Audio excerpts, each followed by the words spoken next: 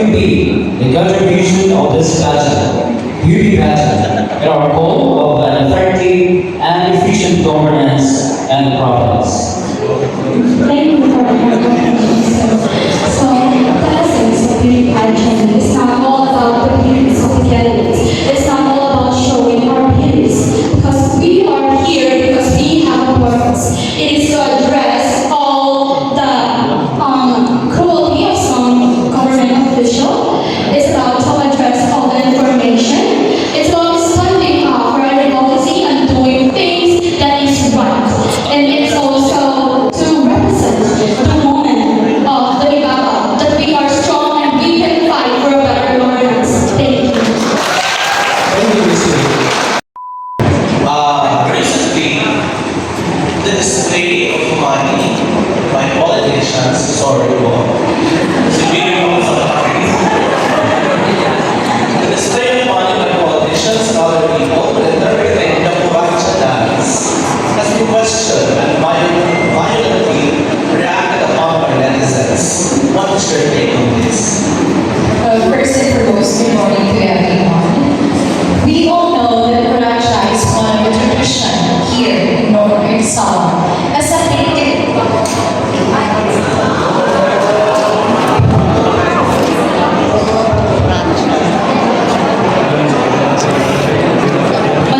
good morning everyone. So, as a native Ibao, it is within our tradition to dance and interpret the Kuracha, and without it, we cannot celebrate our fiestas. Am I right? I think the display of money does not represent wealth or something like they are proud presumptuous. Our government officials are presumptuous. Instead, they are offering an income-generating project for our municipalities. Every municipalities deserve to be offered a help because after all, we didn't leave harmonious province in a glorious community without helping each other. That would be It doesn't talk about that life, but Northern Summer speaks about faith and tradition. How do you bring these important aspects of our history in your particular advocacy? I will repeat the question. Hashtag walang maiiwan. Northern Summer speaks about faith and tradition. How do you bring these important aspects of our history in your particular advocacy? That is a wonderful hashtag, hashtag walang maiiwan. Because for me, I have a very soft heart for children, especially for street children. That is why I have this advocacy that I champion where I want to give children, street children, access to equality education. And through this hashtag, walang maiiwan, we're making sure that every children is preparing every children to have a brighter and future life. And as an Ibabawon, as a responsible Ibabawon, I encourage everyone to champion this advocacy with me. Thank you. If you are given the chance to talk to the highest official of the land, President Marcos, what issue would you discuss? Well, I think it's one of the most important issues that we need to tackle is about our environmental issues. Because right now we can see that the impact of global warming is really evident. The heat and the high intensity, the escalating calamities. That's why we need to make sure that we need to make policies that address specifically about the environmental issue. And as someone that really loves nature, I really promote environmental sustainability because it allows us to protect our natural resources. And it also addresses the issue about climate change. And if we embrace sustainable practices we are not just addressing the issue, we're not just preserving our biodiversity, but also we are boosting our economy because we are creating green jobs.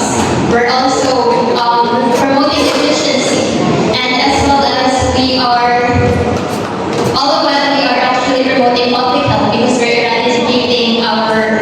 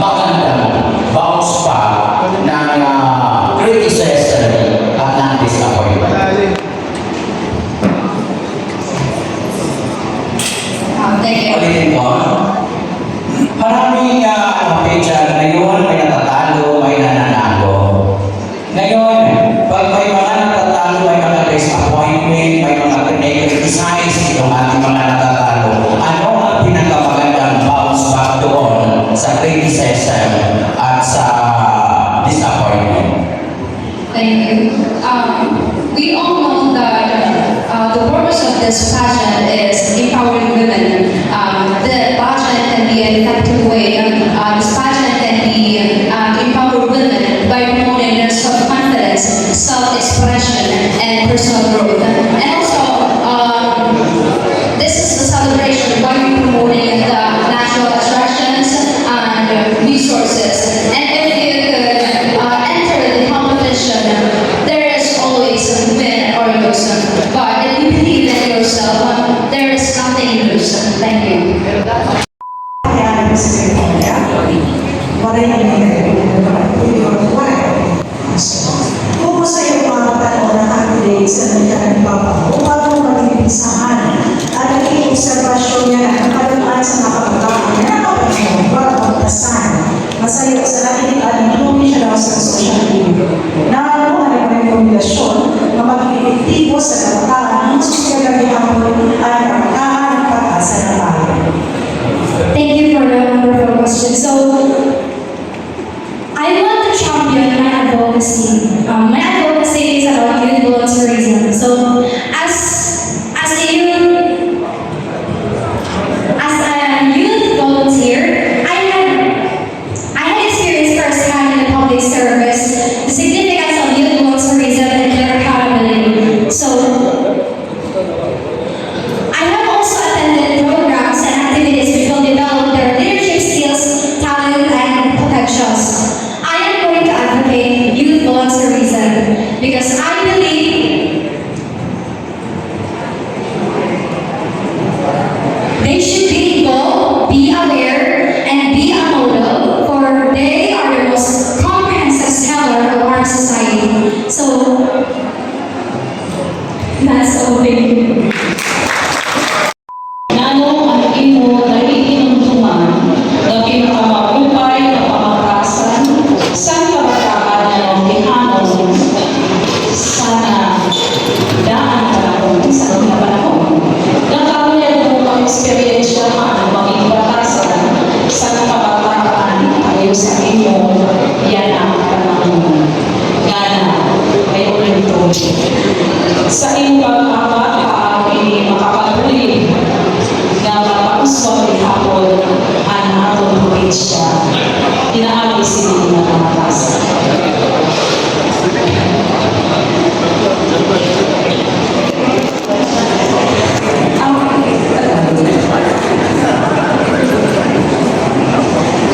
Nag-prepare ako walay kasi makulitan sila. So, kami yung translate sa okay. Okay, I will answer it what I can. And for po, ang mga batasan sa unang panahon sa kabataan is being respectful. I believe that the younger generation nowadays are not that respectful because even in the older our oldest I believe that it is about having a respect to the elders.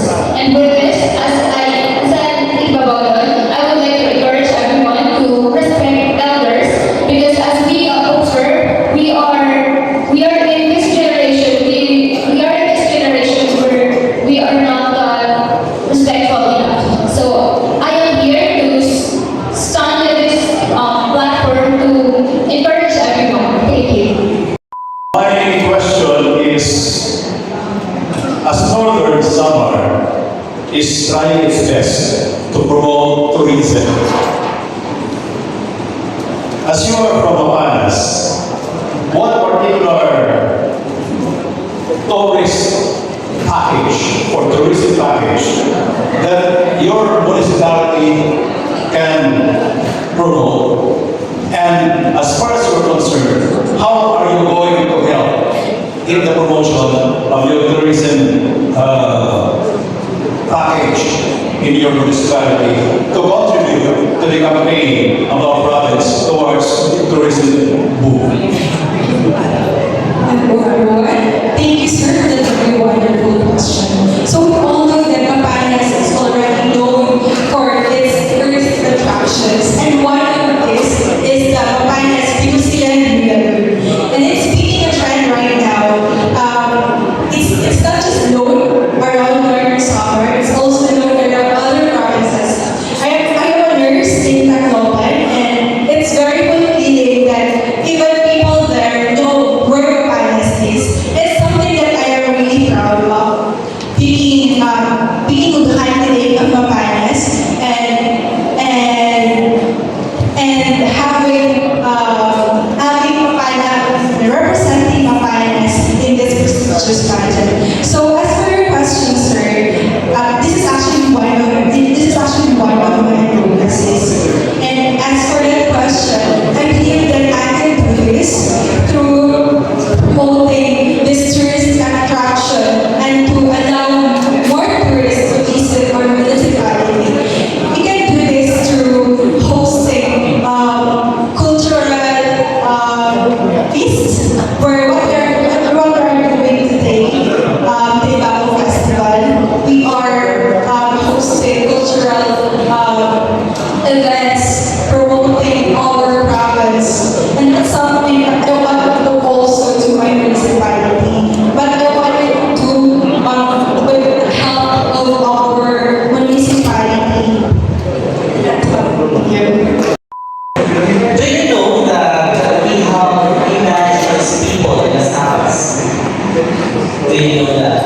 Do you know that we have IPs for indigenous people in Las Navas? To be completely honest, somehow I know this, but I'm not Okay. Ano yun na lang, as kunwari meron tayong indigenous people in Las Navas. How can you preserve their culture and practices? How do you help? O paano ka tutulong sa kanila para ma-preserve ang kultura at mga practice nila? as a very Bachelor of Arts in Literature, they teach us how to preserve the tradition and culture in our municipal, in our province. By that, I can preserve and conserve their tradition and culture by practicing that every time and promoting to the people. If the people in Northern Summer don't know them yet, they can visit them and to tell the people that we need to conserve and preserve our tradition and culture because it's one of our identity that we live. Thank you very much, Ms. My question is, Diskarte o Diploma, and why?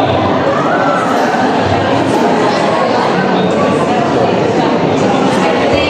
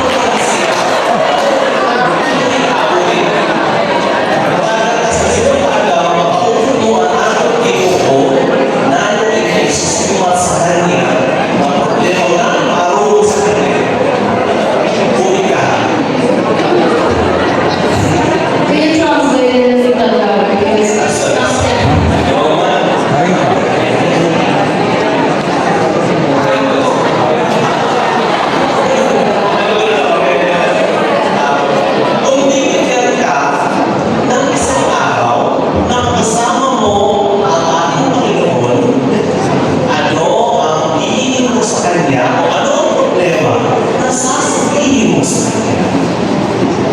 Well, as the labor on, I will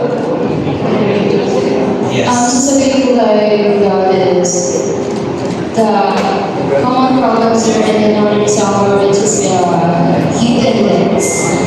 Heat index is the challenge that we're all facing right now. Welcome to 6th Street to the Southern Street. Well, I will say to them that it's really impact significant, especially for students and all the Filipinos. It's really affected for them. So that would be I would say to them to stop this environment.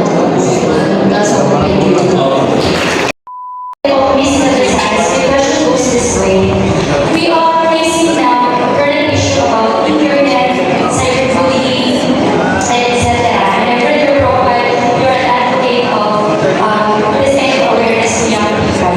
So how can you use this platform, the Bunyas sa Ligaw, to advocate against cyberbullying and of course the improper use of media, particularly social media?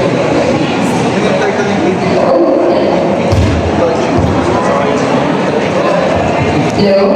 Alright, thank you so much for that question. So, as a communication student, I have learned how social media is such a powerful tool. And right now, yes, right now it's happening. Cyberbullying is very rampant in our society. So, as someone who knows how social media works, I would encourage our youth using the platform that Piazza and Ibabaw have by appearing publicly, engaging socially, and actually being a good example to our youth. Because I know that the youth are the most active members of our society. If they could learn to value the same values that I uphold all my life, the values of compassion, the values of service, and the value of being kind to one another, I believe that there would be no cyberbullying. So I hope we would be kinder to one another. I hope that we could care for one another because I know that as Ibabaw we should value this kindness and compassion because this will lead us to a more developed, more sustainable, more collaborative, and more kinder and loving community, which is very important right now. So to all youth of Northern Summer, I hope that together we can work into making our dreams into a reality. Thank you. This year's theme speaks about harnessing potentials of the province. What potentials do you have in your town that needs attention? Oh my goodness, I really love talking about my town. As you know, my town is San Roque and we're filled with beautiful bodies of water, bodies of land, and so does every municipality here in Northern Summer and around the Philippines. But I think the most important thing that I should promote, that everyone should know, is the talent of Northernans, of San Roqueños. San Roqueños are very, very talented. We are very educated. We are very immersed in culture, in dance, singing, and whatever extracurricular activity you name, we can do it. So I would really love to promote my people to not just our whole province, but to the nation and maybe even the world. Thank you. Bilang isang role model, lalo na sa iyong bayan na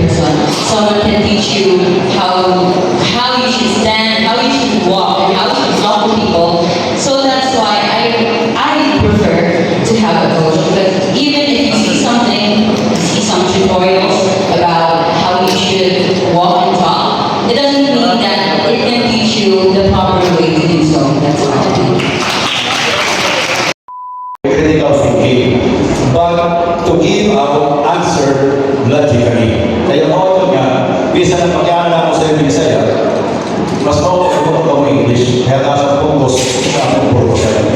Okay.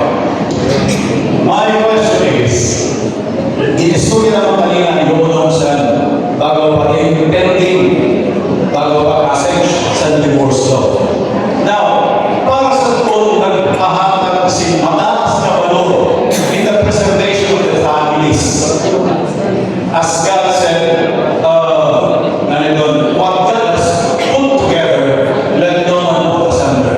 So, as far as we're concerned, bilang Palestinian na nag-unified, how can you use this platform to promote and somehow uphold the sanctity of marriage? Sa imo yan ang pagkampanya na mapapusok pa ang mga values nila sa pamilya para ang pamilya maging intact. Hindi sa nakapusok sa divorce law, they need to do that. Okay, thank you for that question. As a 21st century Norteanon, I am going to use this podium in order to give awareness on family planning and to somehow choose the best man, not just the best man, but a great man who will love you for the rest of your life. Because family is not a temporary commitment. It is not temporary. It's a forever. It is a lifetime commitment. So, as the Piazza Davao, I would encourage all the people to have at least choose a man that will care for the rest of your life, who will give you the value that you deserve, who will give you the appreciation that you deserve as a woman. And from that, it will give us a more strong family in the future.